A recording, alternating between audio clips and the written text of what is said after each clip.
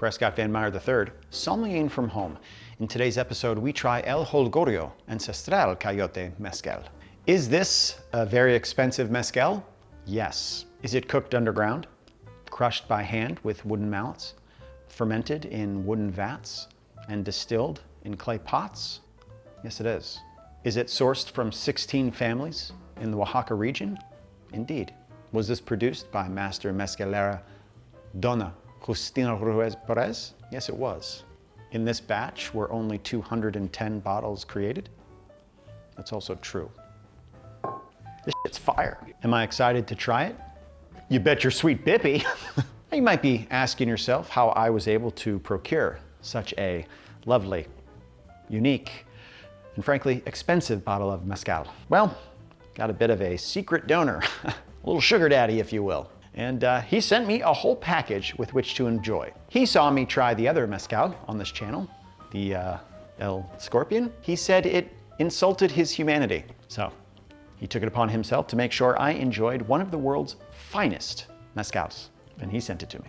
And there were a few provisions. So.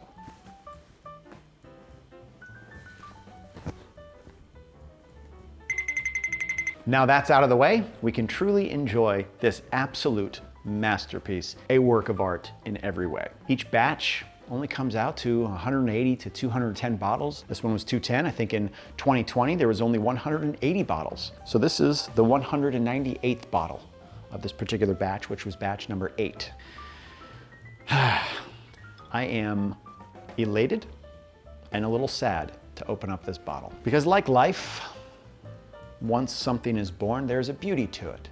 But it reminds us that this is but a glimmer, but a blink of an eye in the cosmos.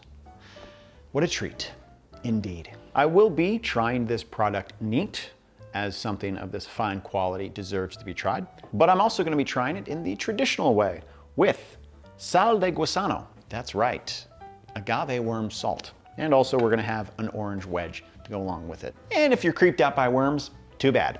I'm gonna be licking it right off the orange. Well, I'll tell you what, if Abby turned into an agave worm that spent its entire life eating nothing but agave pulp, and then she was dried out and carefully ground with some Oaxacan sea salt, I would absolutely still love her. Let me ask you, PV3 Nation, if I was turned into an agave worm and I was fed nothing but agave pulp my entire life, and then I was dried out and crushed and then put into some Oaxacan sea salt, would you still love me?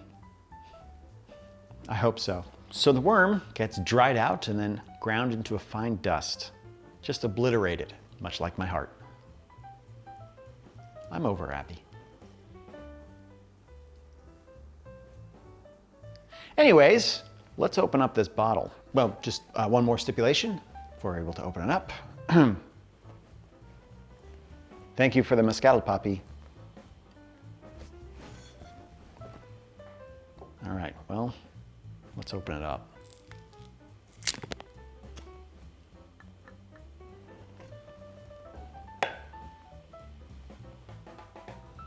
Has that beautiful smokiness to it. There's almost some peat. Can certainly smell the agave. There's an absolute earthy richness to this. The smell itself is just sublime.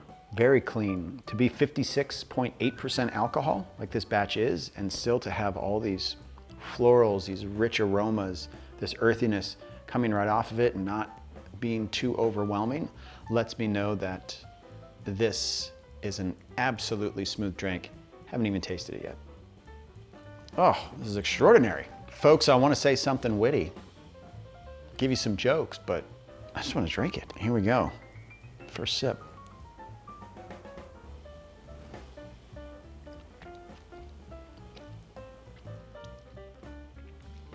I feel like I've tasted 5 different, all high quality mezcals, all in one sip. The 56.8% alcohol obviously gives you a burn at the beginning, but the other flavors are so smooth that it seems to melt away with the complexity that you get. There's this smoky earthiness that you smell, but there's a sweetness to it as well that is not overpowering. This is extraordinary. Every sip seems to be its own particular journey. This is This is quite excellent. Oop. Oh, the licking was not a stipulation from my donor. I did spill a drop, although I probably still will get a tip. He keeps calling me a gatito bueno, so I'm sure that means good business partner. Speaking of gatitos, oh, hello. Hello. Can you zoom in? Yeah. Do you want some mezcal? You can have any. I'm sure you're all wondering about this new adorable addition to the family. Well, don't have a name yet, so if you can think of a name, leave a comment for me. Because every time I look into these beautiful eyes, I get lost, and I can't think of a name. Life is good. Oh yeah. Oh, that feels so good. Well, that warmed my heart.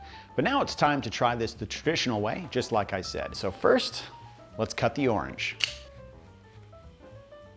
As you can see, I have my mezcal ready.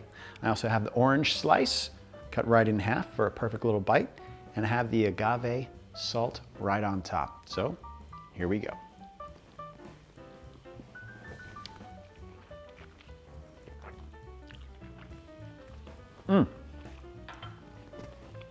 Wow, what a journey of flavors. That is fantastic. Mezcal has that incredible flavor to it.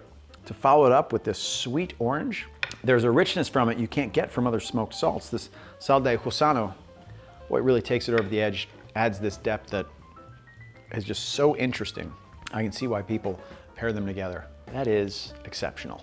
And to be honest, I like that they don't shy away from the worm. There are chunks of worm in here, and it worked beautifully with that sweet and tangy orange. And of course, this beautiful, beautiful mezcal.